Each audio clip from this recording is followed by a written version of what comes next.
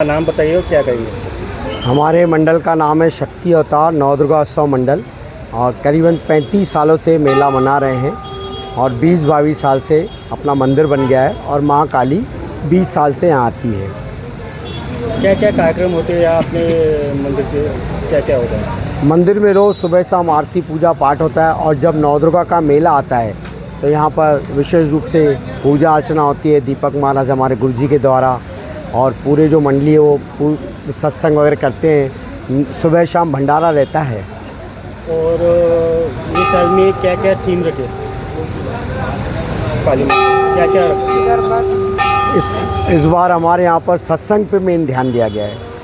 शास्त्रों के अनुसार जैसे महाराज जी बताते हैं तो किसी प्रकार का वो नृत्य वगैरह नहीं, सत्संग के लिए प्रधान रखा गया है।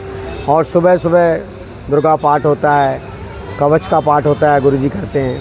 कहाँ से लोग आते हैं? माँ काली को देख के कौन कहाँ से आता है ये हमें भी पता नहीं। नागपुर शहर में बहुत लोग आते हैं, बहुत भीड़ रहती है और रात भर ये कार्यक्रम चलते रहता है, लोग दर्शन करने आते हैं। शारदीय नवरात्रि का पावन पर्व महोत्सव हम सब लोग मना रहे हैं। शरद ऋतु में प्रारंभ होने वाली यह नवरात्रि है।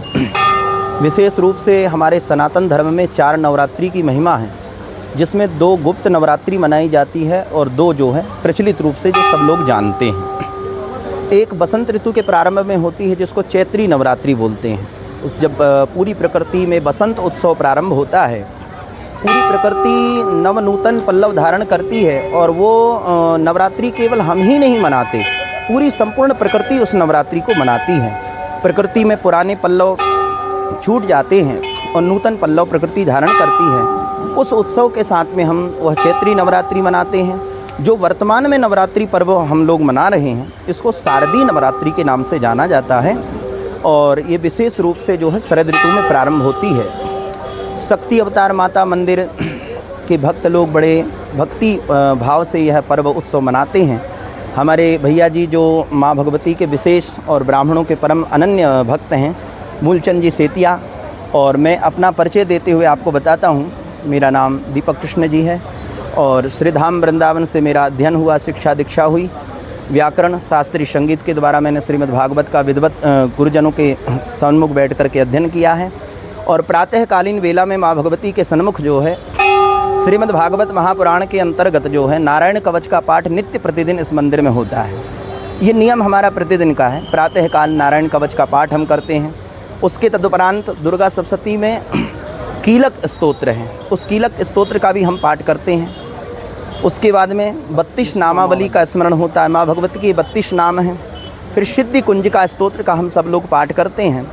इस पाठ के श्रवण लाभ से जीवन के पाप ताप संताप तत्क्षण नष्ट हो जाते हैं। इसलिए प्रत्येक मनुष्य को माँ भगवती की आराधना करनी चाहिए। और देखो, शक्ति के बिना कुछ भी संभव नहीं है। यहाँ तक कि गोपियों ने भी भगवान कृष्ण को प्राप्त करने के लिए, श्री ठाकुर जी को प्राप्त करने के लिए माँ भगवती जगदम्बा की उपासना की।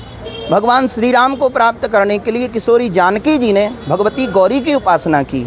इसलिए प्रत्येक मनुष्य को भगवती की आराधना करना चाहिए और इन नवरात्रि के पावन पर्व में उत्सव, नृत्य, गीत आदि के द्वारा माँ भगवती को प्रसन्न करने की हमेशा प्रयास करना चाहिए। इन्हीं शब्दों के साथ मैं अपनी वाणी को विराम करता हूँ।